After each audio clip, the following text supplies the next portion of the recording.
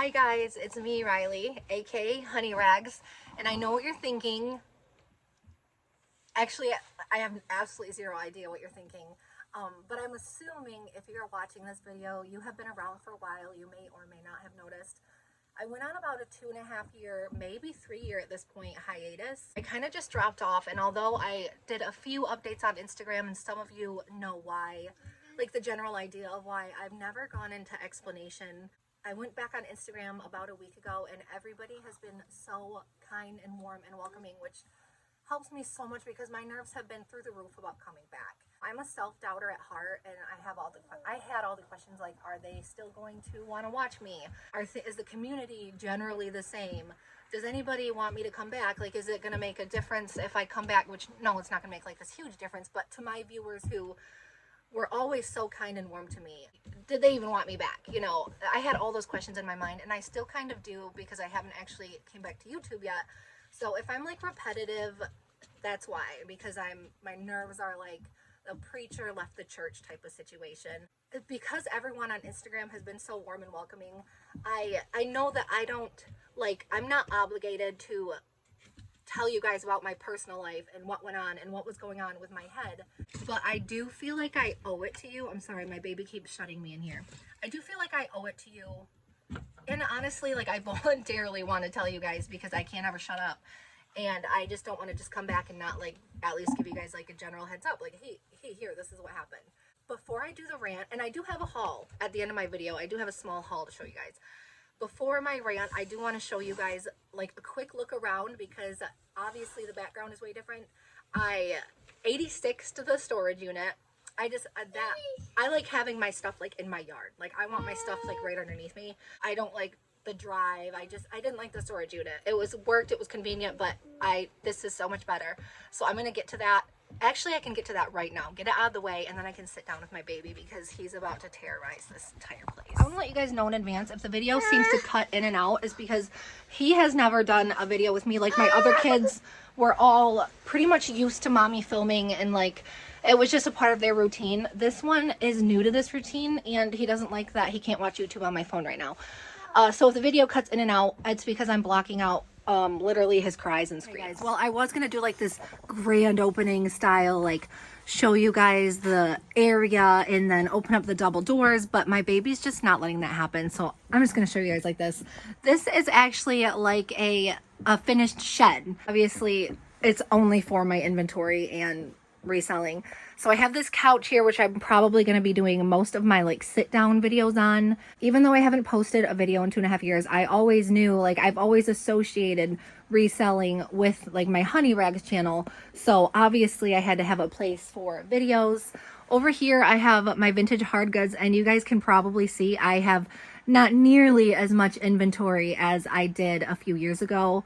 But I'm sure that's going to be built up very soon. It's nice because I have electrical outlets like everywhere, and I do have electricity running to this, so I can set up like my camera, my light, my fabric steamer, all that kind of stuff. So this is like hard goods, shoes, and I'm probably going to reorganize this 1,000 times by the end of the year. And then I have this nice little sit down area. It's nice because the kids could come and sit in here while I'm, you know, photographing or processing inventory, and they're not, you know, in the house. They can be out here with me. This is where I have the clothing, like kind of on this side, and it looks like a tight fit, but believe it or not, it feels way more open than my storage unit just because of the way I have everything set up. I have everything in tubs. All the clothing is labeled in tubs, and this is my inventory that I have to process and take pictures of, and then I hang heavy coats and stuff like that over there because I don't like folding those. Speaking of these tubs, these markers have been a lifesaver because not only do I label my tubs with them, it's called Dykem Rinse Off. I also write on the outside of each shipping bag now what it is with that rinse off marker, and just in case, like if it did get rubbed off on like a clothing sleeve, it comes right off. All right, so I'm going to get into my rant now because I've been waiting very patiently to do that. All right, I know I just said like 5 seconds ago that I wanted the couch for videos, but you know when you're like all riled up and you just can't sit down, that is where I am right now. Hold on, let me keep, he's good if I keep like handing him snacks like one at a time. Cash. Anyway, I could sit here and I could tell you guys like 3 hours worth of information on the past 2.5 years, and I'm talking personal stuff, like not honey rags, but I'm really gonna kind of dumb it down to my Nana passed away about a month before I went on my like semi-permanent hiatus. And that's not, you know, that didn't just send me into like this spiraling depression that I couldn't get out of. And as much as I'd love to say it was reseller burnout, because that would be a much easier explanation, it wasn't that either. When I went MIA, the sad thing is I was at like my peak. I was getting a ton of new followers and views, and I was getting reached out to by a lot of people asking for sponsorships and collaborations and stuff like that. And not only that, but my selling was, I had the highest year prior to my hiatus. I had the highest year in sales that I'd ever had. So I was like at my peak, and then my Nana died. And it wasn't just one decision that I made. I wasn't like, I'm gonna stop doing honey rags. Like I was selling this whole time, but on a much lower scale. I didn't just wake up one morning and say like, I can't do this anymore. It was really a snowball effect. Like I told myself like, hey, like you need a month off, because I just couldn't handle it. And I know that everybody like expects to lose a parent or grandparent. Like that's expected that you lose them before you die. But even though that's expected, I didn't expect the way I would handle it. So what started as like, I'm gonna take a month off for my mental health, turned into this. This is a little bit personal. I don't even really know if I should be saying it on video, but when she passed away, I stopped taking my SSRIs from my psychiatrist.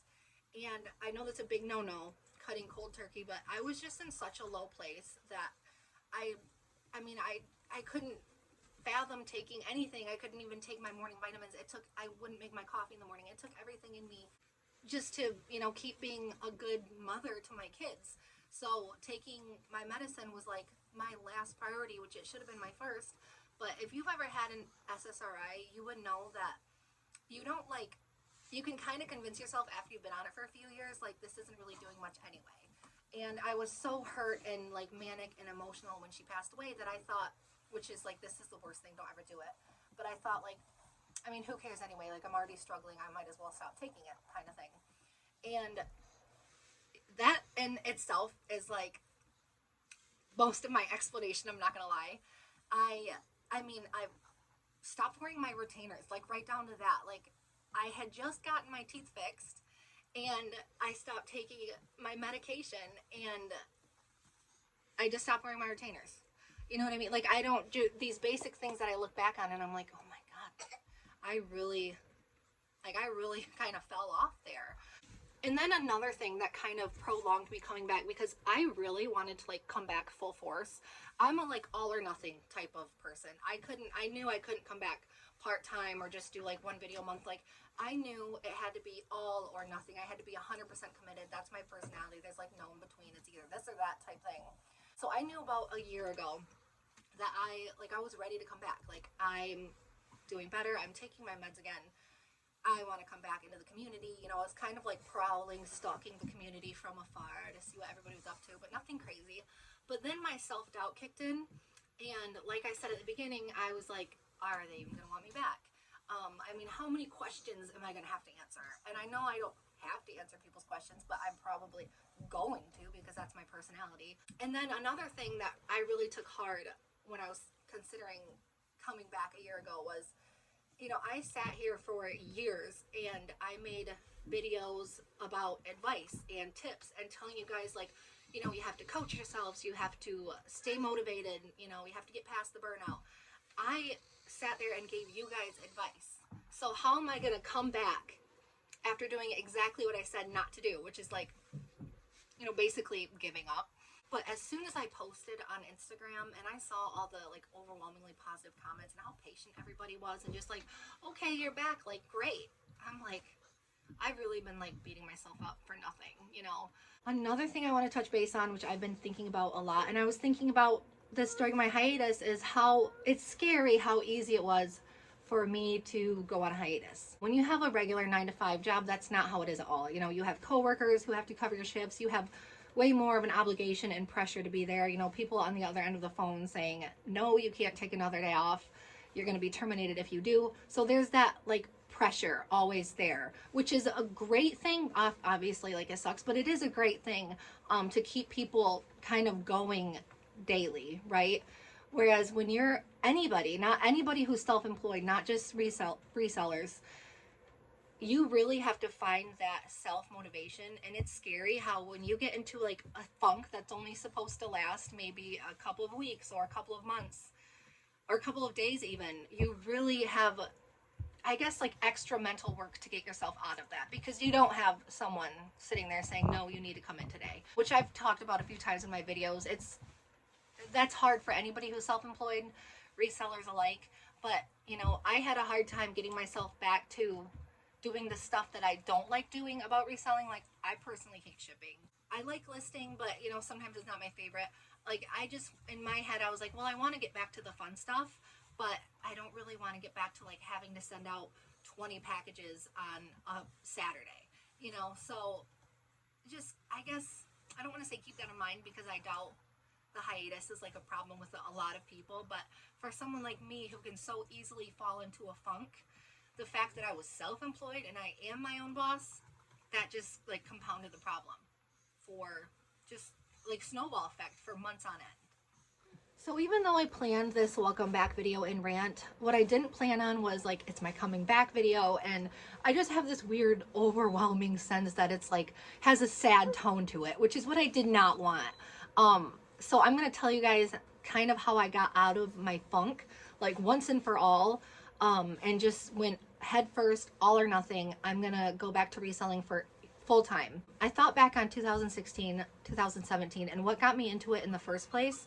You know, the first couple of years, it was like a hobby. And I mean, even right until my peak when I, you know, quit, I guess you could say, it was still a hobby for me. Yes, it felt more like work, but it was still like, that's what I love to do. So I just was kind of, I put myself in a place where I'm like, how can I just completely enjoy this again and make it not seem so much like a repetitive task, which it can sometimes feel like, which any job can.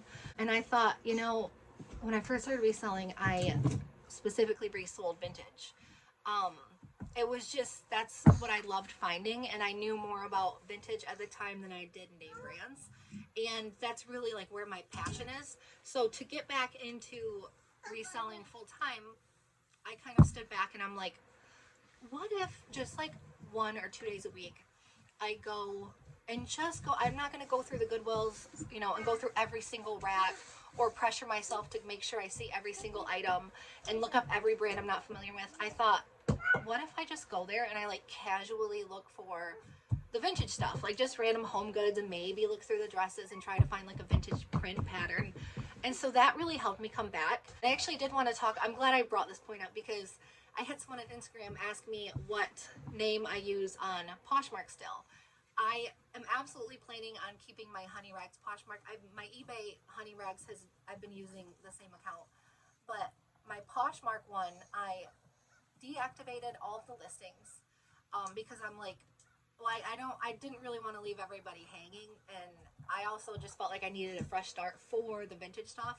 But I absolutely plan on going back to the honeyrags one. For one, I have so many reviews and sales, and that just looks good. Like, you want the stats, and I have a lot more followers, so of course I get more exposure.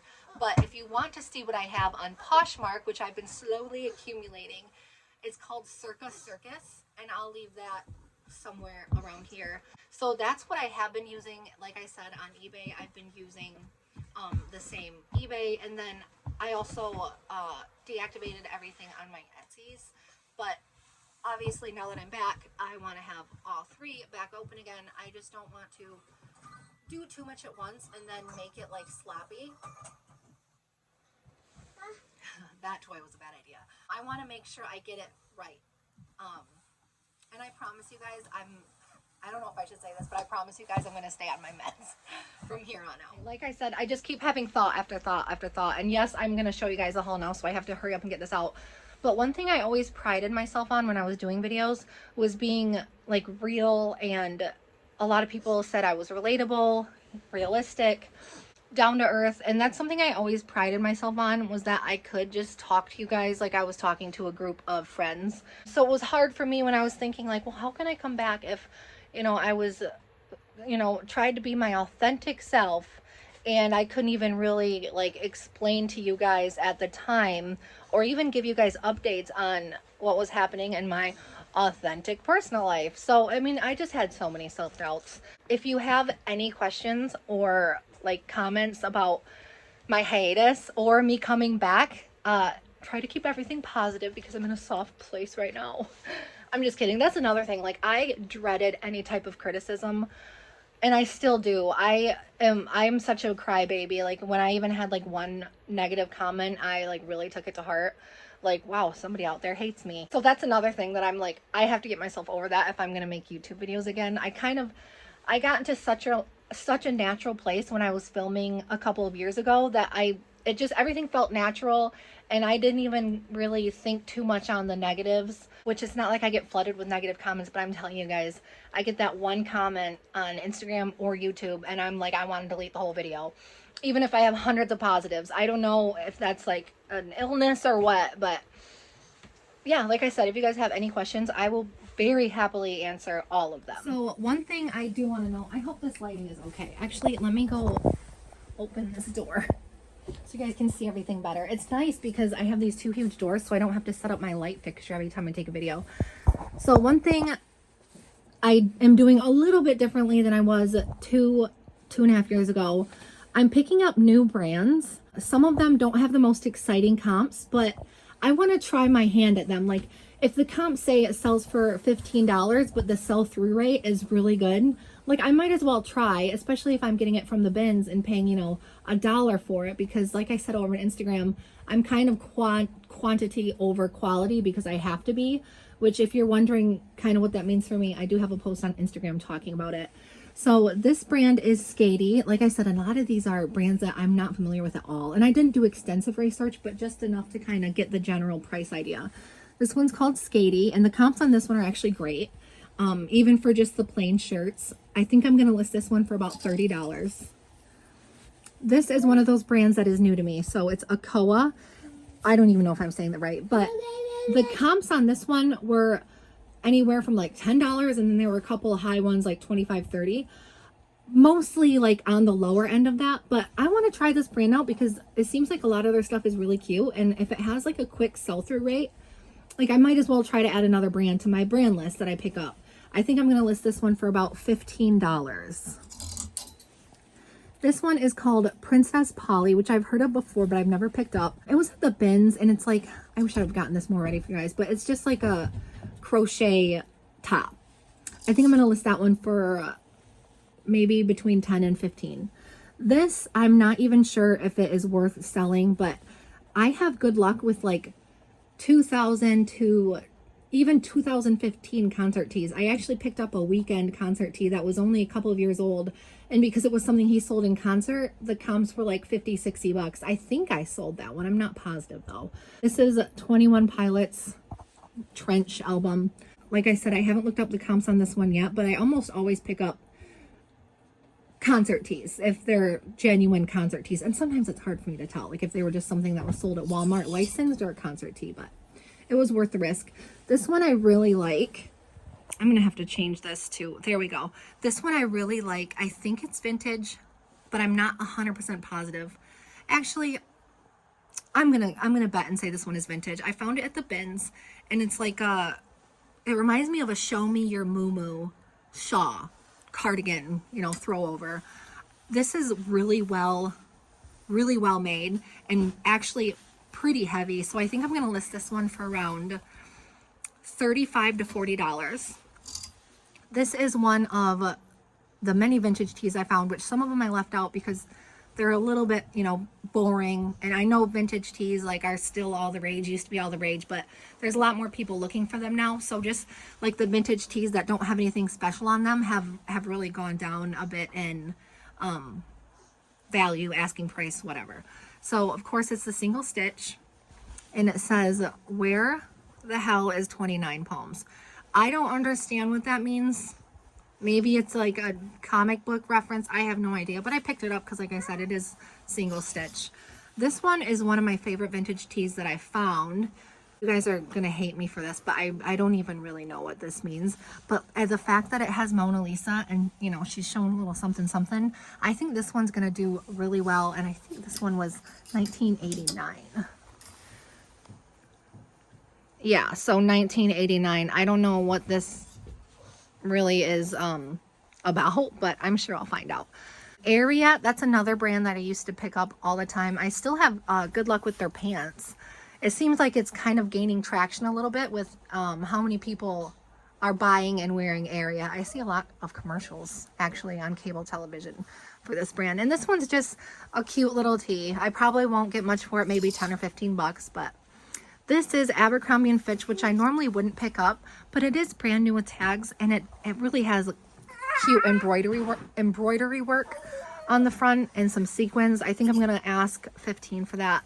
Surf Gypsy. So this is a brand that I'd never heard of, but the comps seem decent, and the fact that it's like a long short sleeve duster with this in the back, I don't think I'm going to have a problem selling this one. I'm going to ask 20 or 25. This is a Nike. I will almost always pick up like Nike university and college logos because if they're in good condition, they are usually out the door pretty fast. I'll probably ask 20 for that. This one's really cool. This one is a vintage Nova Scotia hockey. I don't know if this is like, don't know much about hockey. I'm guessing like referee or goalie or something. I don't know. Would a goalie wear that? Either way, I don't think I'm gonna sit on that one for too long because it is vintage. This one is, I think this one is a World War II era. If it is, it's in really nice condition. I have to do more research on this one. Probably surplus if it is, because it is like not worn at all. This is actually like a woman's uniform, so I don't know if it would be for like a clerk or a postal worker, but I think if this is World War II era, like I'm kind of getting the vibe of, that one's going to do really well. This is Obermeyer, which is my first time finding. I really like the pattern on this, kind of like Atlas type thing. Really good comps. I think I'm going to list this one for 30 to 40, depending on how well that print does. This is Saltwater Luxe, which this is another one of those brands that didn't have like crazy high comps. Some of them were like, that's not that great. But I really like the style, and I'm going to try my hand out at this brand too. So I'm thinking about 20, 25 maybe. This is another brand I don't know how to pronounce, Zia Active, and I've picked it up and sold it before, but this one I'm really happy with because it's a set. I actually found this at the bins. So a lot of times I will put together sets. Like I found this jacket, and then the next day I found these pants. They're Zia pants, and they're the same size. They're both size medium. Try to find the tag for you guys. So what are the chances? I mean, maybe this didn't come as a set, but I'm going to sell it as a set because they do go together. As a set, I'm probably going to ask 25 to 30 for that. Adidas Classic 3 stripes always did good for me. I know a lot of people leave it behind and don't pick it up. I think this might be maybe like 15 years old. I feel like this one might be a little bit older, or I could be completely wrong and it could be like a 2022. I'm really not positive. But the 3 stripes Classic, as long as they're in really, really, really good condition, like barely worn, they're usually out the door around 20 bucks for me. This one is just a Patagonia with the logo across the chest. So I took a gamble on this one at the bins because it was a leftover bin. Like a couple of people had already looked through the bin, and I picked it up. But the reason people were passing on it was because right about here, you can see there's a tiny little spot right there. Well, that was like right here, and then the sleeves were gross. But I was like, you know, if that stain comes out, like it's in pretty good condition for a pullover sweater. So I didn't know if this stain was going to come out, but I'm like, it's worth the risk. I put it through the wash cycle one time, and it's worth selling. I think I'll ask about 15 for that. This is Monica Turtle Studio, Philadelphia, which is it's really well made. I'd never heard of it before. I looked up the comps, and I feel like there wasn't, I can't remember if it's this one, but I feel like there weren't a lot of them sold. But they were listed for a decent price, like between 25 and 40, maybe 50 or 60. And it just does feel really well made. So I picked this one up. I really like the style, and I think I'm going to ask maybe 25 for it. Maybe more. It depends. I need to look that one up more. This is Bug Out. And I found it at the bins, and I was like, you know, sometimes weird stuff like this, like utility clothing, has high comps that would probably surprise you. And I looked this one up and the comps are great. So I think I'm going to ask about $20 for this. This is just like something you'd wear to keep mosquitoes out. Okay, I'm going to attempt to do the rest of this video with my baby in tow, literally holding him. So this is Lily Pulitzer Luxetic, which I'm guessing is like her athletic. I'm not guessing, it's pretty obvious. I've never heard of the Luxetic, nor have I found it. So I'm gonna look up the comps on that and that pattern. But I always pick up Lily Pulitzer. Even older patterns usually sell for me pretty quickly. I pulled out a couple of these to show you guys. I have a lot more shoes that I have, but a lot of them I've already made videos about the brand, and you know, I didn't want this haul to go on forever because I knew I was gonna rant. I found these Sorel boots, which I'll probably ask 25 to 30 based on, you know, the style comps. My fiance actually found these Cardinals, St. Louis Cardinals, I think, sandals, and they're like almost brand new. He's always eyeballing sports stuff, and I've been selling a lot of sports stuff since I came back, like university sports, college sports, NFL, NHL, all that. So I always kind of like send him to do that. I found this is a new to me brand. It's called Hybrid Green Lab, but the tag just says HGL. He does not want me to touch those. The comps on these are pretty good. I think I'm going to ask about $40 for those. And in my next video, I'm going to talk to you guys about the lots that I've been making, but I'm going to try to quickly explain. When I'm at the bins, I will find like a lot of one thing, but not on the same day. But for example, these are Aerie, like bicycle cycling shorts, Offline by Aerie, and they're not worth selling on their own to me, but I always find them, and I always find them in plenty of sizes. So I've been picking up these and then kind of setting them aside, saving them for a lot, because I'm bound to find more of these. You know, maybe it'll be a month from now, maybe 6 months from now, but when I find more, I'm just going to kind of slowly accumulate them until I have a lot, because my lots have been doing pretty well. So fiance also found this. I really kind of send him to do the hard goods and stuff while I focus more on clothing, but he does bring me some good stuff, so it's nice. It's like having a little bins assistant. It works. It's in 1990s, I think. Now it's not going to work for you guys. Unbelievable. I promise this was working, but I'll have him figure it out. Oh, there it goes. The comps on this were like 20 bucks. So of course I picked it up, and I haven't looked at the comps on this, but this is that like stuff that, you know, it may not, it's a Notre Dame, maybe wasn't published a whole lot because it's not, you know, like your standard kids book, but I'm going to look up the comps. I'm pretty sure this will be over $10, $15 maybe if I'm lucky, but definitely worth picking up. And then I really want to show you guys this because I just thought this was so special. This is a handmade vintage ghost costume, and I know that some of you guys are gonna love this. This just has so much character to it, you know, handmade, but just think of the kid or maybe even teen or adult that was made for, just crafted with love. And you know, back in the day where you made your own Halloween costumes, which I don't know if you guys know this, but I made my son a Grinch costume, and I'm actually going to try to get a picture of it up on here for you guys because I was so proud of it. I went to Joann's and made everything from basically scratch. So I have like a special place in my heart for homemade costumes, and I really actually like the simplicity of this one. So I have to do this quick interlude. I just picked up my boys from school, which by the way, I have 4 boys. You notice that extra one in there from a few years ago. That's my baby, of course. And it reminded me because I was telling them about me making a YouTube video and doing my return video, because I know they've both been really excited about me doing YouTube again because, you know, they're kids and like mom's a YouTuber. That's really cool. And it reminded me that my son Bradley actually made his own, yeah, they're being really shy right now. I did not tell them to hide from the camera, but my son Bradley actually made his own YouTube, and he has 331 subscribers that he had made all on his own. I did not help him with that.